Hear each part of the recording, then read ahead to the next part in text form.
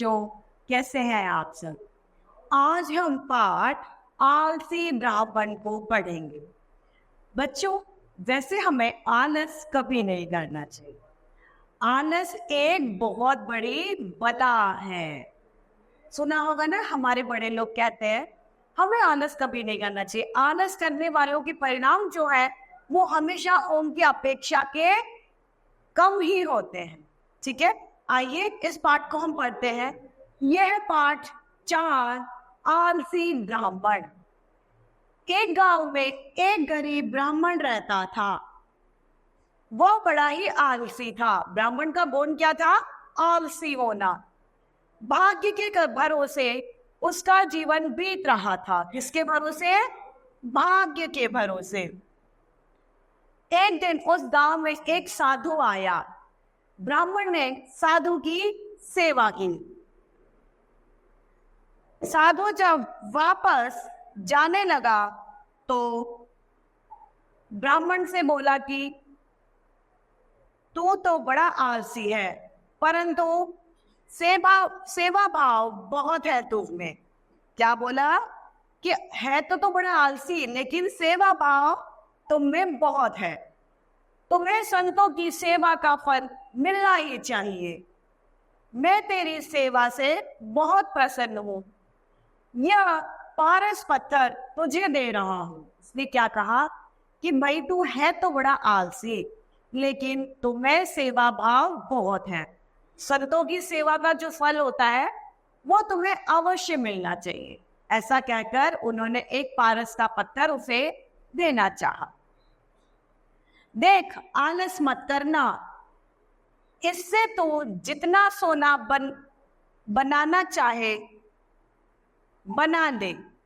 7 दिन बाद मैं आऊंगा और इसे ले जाऊंगा। उसने क्या कहा? एक पारस का पत्थर दिया और कहा कि 7 दिनों में आप इस पत्थर से जितना भी सोना बनाना चाहे आप बना लीजिएगा। ब्राह्मण बड़ा प्रसन्न हुआ। उसने साधु के पैर छुए और पारस पत्थर लेकर भागता हुआ घर पहुंचा। सारा घर खोज लेने पर उसे थोड़ा सा लोहा मिला। उसे पारस पत्थर से छुआकर उसने सोना बना लिया। जैसे उसे थोड़ा सा टुकड़ा लोहे का मिला, उसने उस पारस के पत्थर को उसे छूकर उसे सोने में बदल लिया। उसकी पत्नी भी प्रसन्न हुई। आज वर्षों के बाद मेरे पति ने कुछ कार्य तो किया। ब्राह्मण ने जल्दी से उस सोने को पोटली में बांधा और बाजार की ओर चल दिया। अब उसने क्या किया? उस सोने के टुकड़े को पोटली में बांध लिया और बाजार की तरफ निकल पड़ा। बाजार में सोना बेचकर खाने पीने की अच्छी अच्छी चीजें, बढ़िया कपड़े, घर की जरूरत और दूसरी चीजें ले आया। अब उसने सोने को बेच दिया। नए नए कपड़े, खाने के लिए सामान, नई नई चीजें जो घर में नहीं थी वो सब लेके आ गया। दूसरे दिन वह लोहा खरीदने बाजार गया, लेकिन पता चला कि आज लोहे का भाव ऊंचा है। लोहे का भाव क्या है? ऊंचा है, मतलब ज्यादा है। 2-4 दिन में भाव कम हो जाएगा। वह लौट आया और पत्नी से बोला, जब लोहा सस्ता होगा तब ले आऊंगा। यह पत्थर तो 7 दिन के लिए हमारे पास ही है। ब्राह्मण की पत्नी प्रतिदिन पति को याद दिलाती थी कि लोहा ले आए। वह अलसाया सा उठता और धीरे धीरे बाजार की ओर जाता, फिर वहां से खाली हाथ लौट आता, कहता कि अभी लोहा महंगा है। इस प्रकार 6 दिन बीत गए, लोहे का भाव कम नहीं हुआ। ब्राह्मण के कानों में जूं भी नहीं रेंगी। जूं न रेंगना मतलब ब्राह्मण को कुछ सुनाई नहीं दिया, उसे कोई असर ही नहीं पड़ा। 7वां दिन आ गया, मगर न लोहा आया और न सोना बन सका। 8वें दिन साधु महाराज वापस आए, अपना पारस का पत्थर वापस मांगने लगे। अब साधु महाराज वापस आ गए और बोले मुझे मेरा पारस का पत्थर वापस दे दीजिए। अब तो ब्राह्मण का कलेजा मुंह में आ गया, मतलब उसे बड़ा दुख हुआ। वह रोने और गिड़गिड़ाने लगा, कहने लगा, महाराज, मैंने तो पहले ही दिन जरा सा सोना बनाया था, उसके बाद सोना नहीं बनाया। मुझ पर दया कीजिए, कम से कम एक दिन मुझे और दे दीजिए। साधु ने कहा, अब मैं 1 मिनट भी इसे तुम्हारे पास नहीं छोड़ूंगा। तुम बहुत ही आलसी हो। तुम्हारे जैसे लोग कभी भी उन्नति नहीं कर सकेंगे, क्योंकि उसे 7 दिन भी टाइम नहीं मिला, समय नहीं मिला।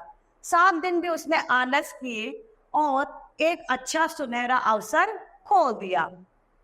याद रखो, जो मनुष्य आज का काम कल पर छोड़ता है, समय का सदुपयोग नहीं करता, वह सदा परेशान ही रहता है। इस प्रकार साधु महाराज अपना पत्थर लेकर चले गए। ब्राह्मण अपने आलस्य और भूल पर आंसू बहाता रहा। अब क्या हुआ, ब्राह्मण देवता ने मना कर दिया और वो अपना पत्थर लेकर चले गए। अब बेचारा ब्राह्मण रोता रहा और अपने बोल पर पछतावा करता रहा। आइए अब इस पाठ के अभ्यास कार्य को देखते हैं।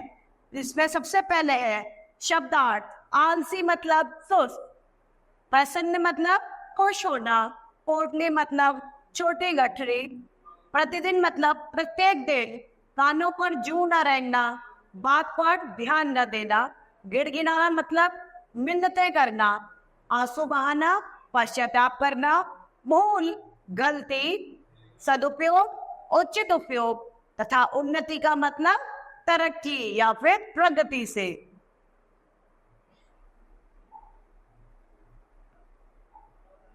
प्रश्न 1, निम्नलिखित प्रश्नों के उत्तर लिखिए। क, ब्राह्मण किस प्रकृति का व्यक्ति था? ब्राह्मण किस प्रकृति का व्यक्ति था? आलसी।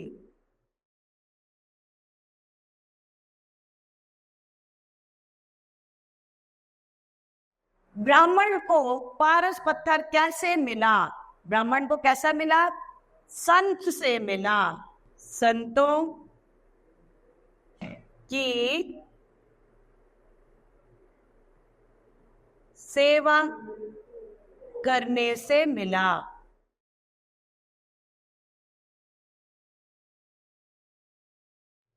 संतों की सेवा करने से मिला। ग, पारस पत्थर का क्या गुण था?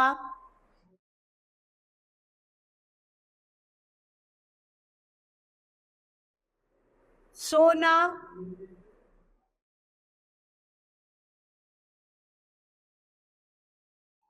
लोहे को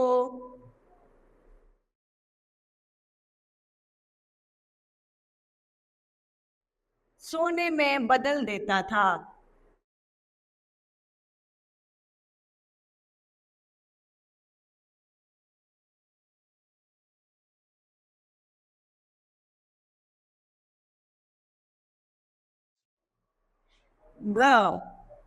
साधु के पारस पत्थर वापस मांगने पर ब्राह्मण क्यों रोया? साधु की पारस पत्थर वापस मांगने पर ब्राह्मण इसलिए रोया क्योंकि उसने अभी तक सोना नहीं बनाया था, एक छोटे से टुकड़े को ही सोने में परिवर्तित कर पाया था, इसीलिए ब्राह्मण रोया। न, साधु ने ब्राह्मण को क्या शिक्षा दी? साधु ने ब्राह्मण को शिक्षा दी आलस नहीं करना चाहिए।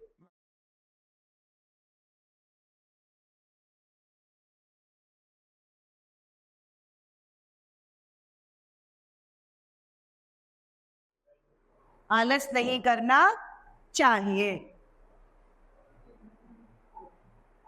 प्रश्न 2, किससे किसने कहा? क, तू है तो बड़ा आलसी, परंतु सेवा बहुत बहुत है तुझ में। यह किसने कहा? संत साधु ने।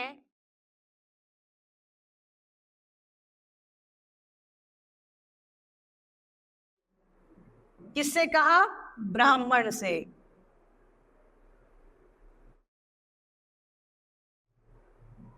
हाँ, मुझ पर दया कीजिए, कम से कम एक दिन और दे लीजिए, ये कहा ब्राह्मण ने।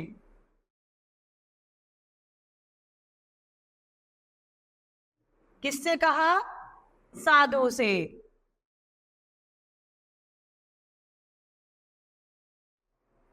ग, जो मनुष्य आज का काम कल पर छोड़ते हैं वह सदा परेशान रहते हैं। साधु ने कहा।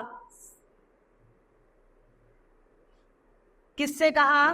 ब्राह्मण से।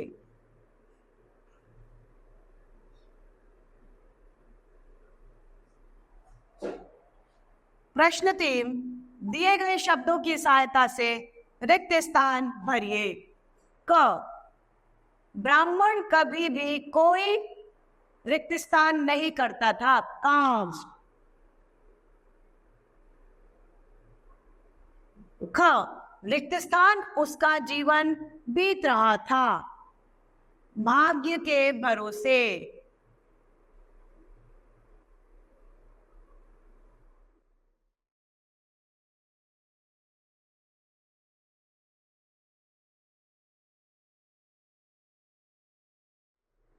ग, मैं तेरी सेवा से बहुत प्रसन्न हूं।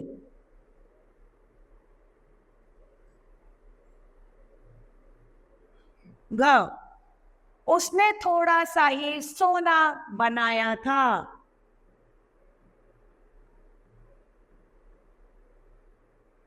ड, तुम्हारे जैसे लोग कभी भी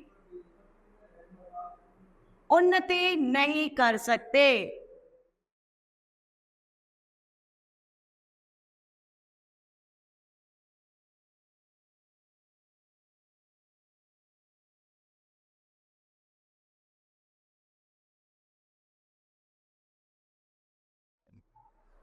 दिए गए वाक्यों से क्रिया शब्द एवं सहायक क्रिया शब्द को चुनकर लिखिए। जिन शब्दों से किसी कार्य का करना या होने का पता चलता है उन्हें क्या कहते हैं? क्रिया। जैसे पढ़ना, लिखना, खेलना आदि सब क्रियाएं हैं। इन क्रियाओं को सहायता देने वाले शब्द सहायक क्रिया कहलाते हैं। है, हूं, थे, थे, थो आदि।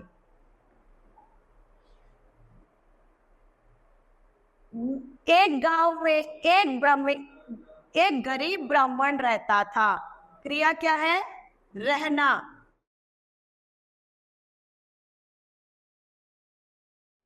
असहायक क्रिया था।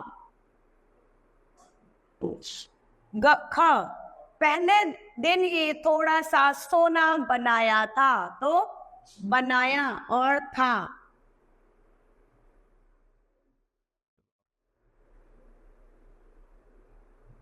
और बनाना क्रिया क्या है? बनाया। ग, वह सदा परेशान रहता है। रहना।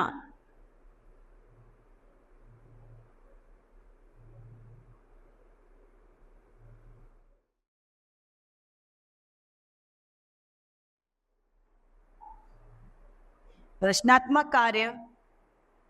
आलसी। रचनात्मक कार्य। आलस्य हमारी प्रकृति में बाधक है। आलस क्या है?